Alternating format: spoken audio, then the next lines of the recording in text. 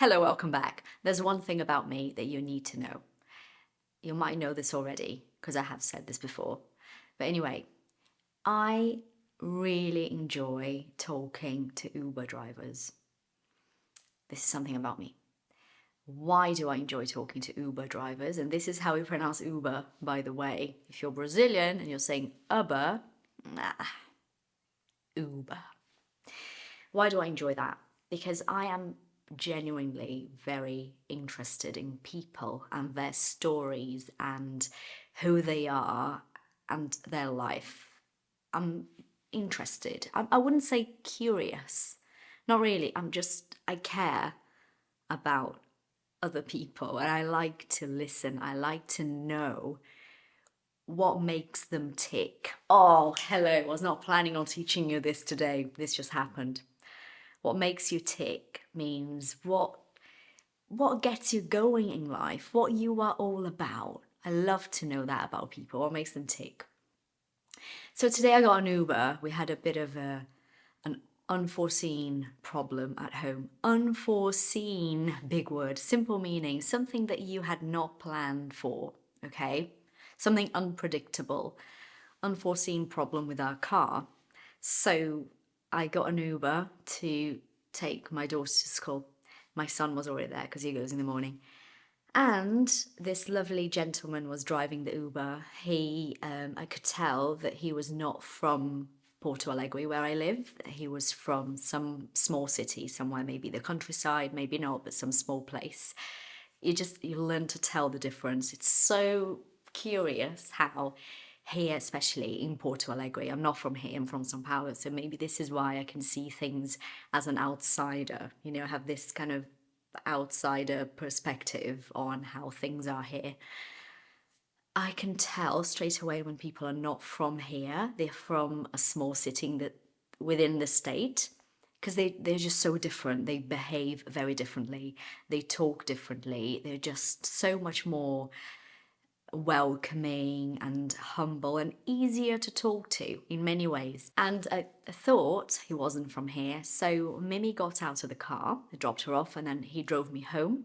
And that's when I started talking to him when she wasn't there anymore, because I was talking to her on the way there. On the way there means as we were driving to school. And my first question was, this is usually how I could start the conversation. I was like, so, are you from here? Are you from Porto Alegre? He goes, no, I'm not. I'm like, yeah, I knew it. He goes, I'm not. I've been living here for 38 years. I've been, both are the same pronunciation. Been is the correct way, but been is very used. I've been living here for 38 years. So I'm this is my hometown now, but I'm not from here. I am, in fact, from a small city. I go, okay, really? Yes, really. And I don't know how we got talking. I honestly don't know how we ended up there. But he then all of a sudden shares with me that he is colorblind. So when he tells me he's colorblind, the first thing that crosses my mind is, wow, how can you drive? How can you tell what the traffic lights are showing you if you're colorblind? That's what I think. So when you're colorblind, you can't tell the difference between colors. So maybe, you're looking at yellow, but you think it's orange. You actually see orange. And, you can't tell the difference between colors, basically. You see colors, but they're different to what a non-colorblind person sees. And he was explaining all of that to me, and he said something so interesting. He said that he actually lost his driving license once because this happens in Brazil. I think it happens everywhere. He had a license for 10 years. His license was completely perfect. He had never done anything wrong, no points, nothing. He was really, really good. And he had to renew his license. So you have to take the test again, the eyesight and everything. And they found out that he was colorblind. I'm not actually sure how, but they did find out that he was colorblind. And he said, no, you can't, you can't renew your license if you're colorblind. And he said, look, I've been driving for 10 years with no accidents. Nothing has ever happened. So what? And they go, no, you can't. So he started to think about what to do, and he decided to then go to court about this, or take this case to court. That means he hired a lawyer, to fight for his rights. And he won in the end, because he explained to the judge that there's a pattern with with traffic lights. The red is on top, and then there's yellow, and then there's green at the bottom. And he knows that. So he knows how to read traffic lights, even though he can't see colour exactly the same way as we do. And the judge was like, well, yes, you are definitely more than able to drive. I mean, you have been driving for 10 years with no accidents. So, hello, obviously. And he was a very good driver, actually. He drove very smoothly. And we were talking about this, and he mentioned something about disabilities. And then we started talking about how, challenging it can be to have a disability. And I'm not sure how we got into the whole depth of the conversation, but what I do know is that I started sharing something with him, which I won't go into detail here, because I was just talking to the Uber driver. It was just me and him. But here, there's going to be lots of people watching, so I'm not going to get into this. And I don't mean to make you curious at all. I'm just not going to get into it now. But I started talking about someone I know who has a disability, and all I know, guys, is that I made him cry. So this lovely gentleman, he was an elderly man. I could see in the mirror that his eyes were welling up. So welling up means filling with water, filling with tears. I could see that, and I thought, oh dear, okay, this is really happening, isn't it? And then next thing I know, I love this expression, means right after that, okay? Next thing I know, I look again, he's full on crying, tears rolling down his face. And I say, oh, I'm sorry I made you cry. And he goes, it was so sweet, he goes, I am very sentimental.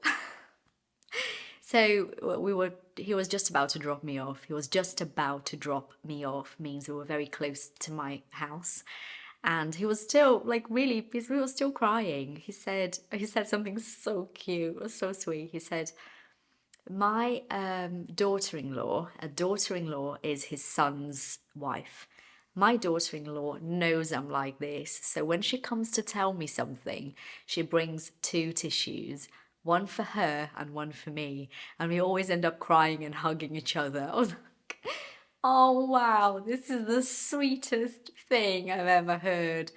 So by the time I had to get out of the car, this lovely gentleman was still crying, and I said, sorry to make you cry, and wishing you a lovely day.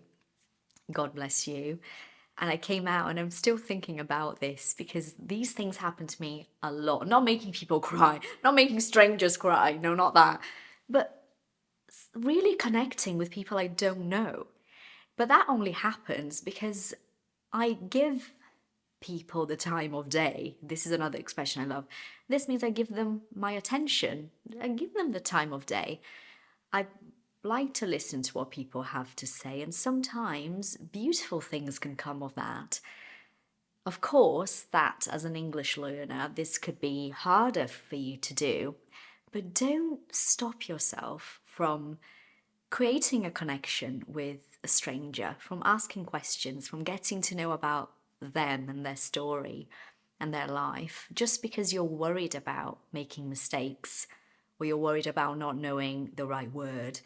Connection, human connection, goes beyond grammar and vocabulary. It's so much more than that.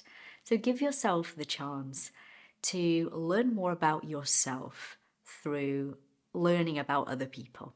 Because every time I have this sort of situation where I talk to a stranger, and I'm an introvert, I think I'm just very contradictory, because although I am an introvert, I love talking to strangers. Basically, every time I do that, I give myself the chance of engaging in some sort of conversation, interaction with a stranger, I take something away with me. This is another expression I love. I take something away with me means I learned something, keep thinking about something they said or something I learned about myself through that interaction. So I hope that next time you have the chance to talk to somebody and that you'll allow yourself to go a little bit deeper on those conversations. It doesn't have to be weird, like asking things that, you kind of cross the line and you ignore all kinds of boundaries. No, I'm talking about just going a little bit deeper and really listening to what they're saying, really hearing what that person's telling you. So much to be learned through conversations with strangers.